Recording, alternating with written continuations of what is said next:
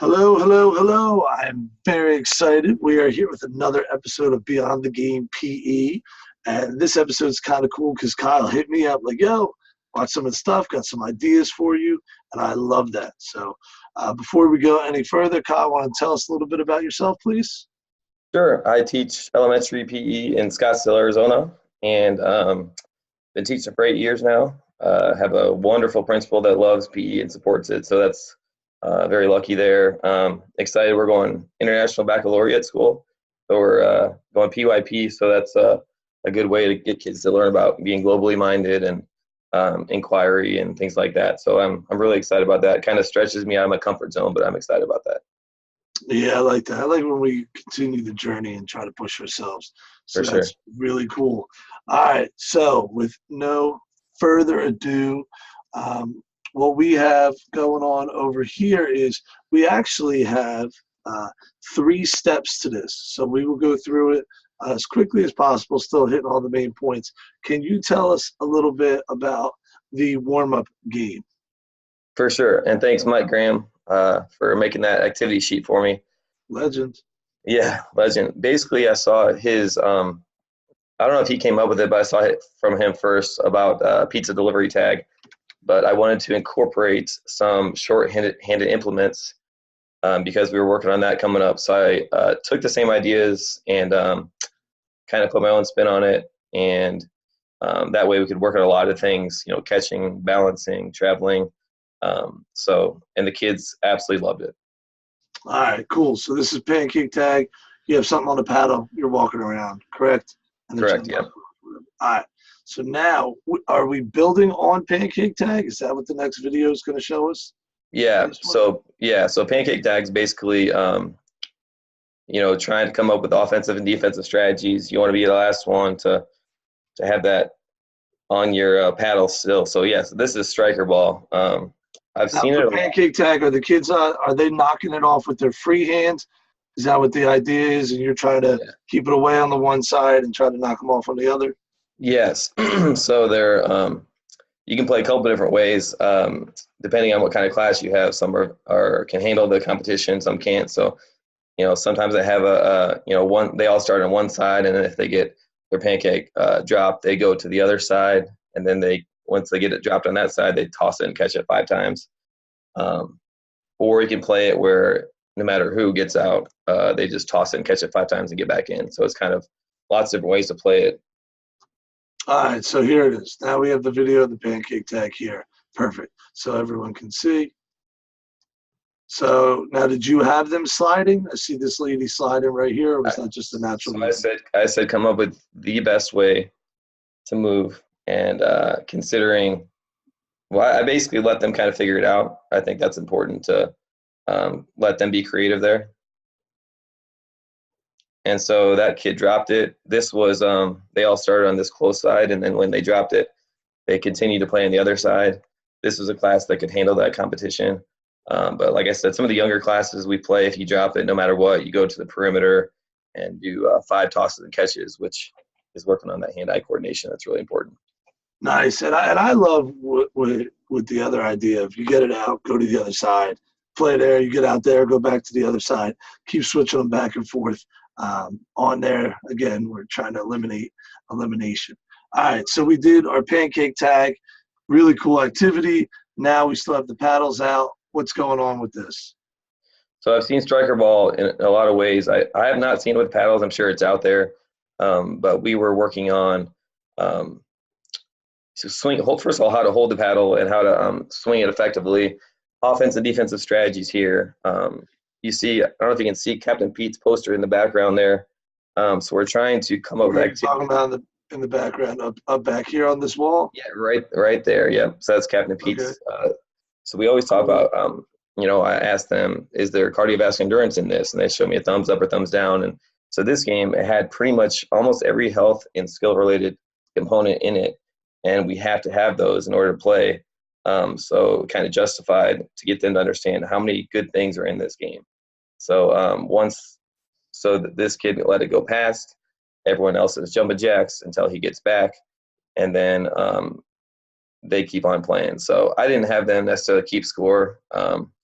they were just playing for the fun of it, and they were protecting those 2 cones. So they're all basically playing goalie. So there's reaction time, there's agility, there's balance and coordination, and they absolutely loved it. Yeah, and I think it's a really cool game doing the jumping jacks, keeping them active. You talked about the score. It's really funny. When I was younger, first starting to teach, I used to keep score, and it was always an issue. I don't Yeah, even talk about score yeah, anymore. The kids still love to play. When they ask me what the score is, I go, I don't know. I have no yeah, idea. You know, if you yeah, care, you keep score. I'm just not keeping score. yeah, And it really does help with that idea of everything so competitive there. Not that there's anything wrong with competition, but the right, idea is that's not our main focus. And if that's your right. main focus, then you're missing out on the joy of the game. Yes, we talk about like skill development and doing what you can to improve yourself. Yeah. I love it. All right. So the GLOs we talked about, that was striking, correct? With again, this is where I get confused. Is this a long-handed implement or a short-handed implement? I say short. I say hockey sticks and bats are long, but I don't know. Probably could go either way. There's See, I similarities too. agree. I've had this conversation. Some people think it's long.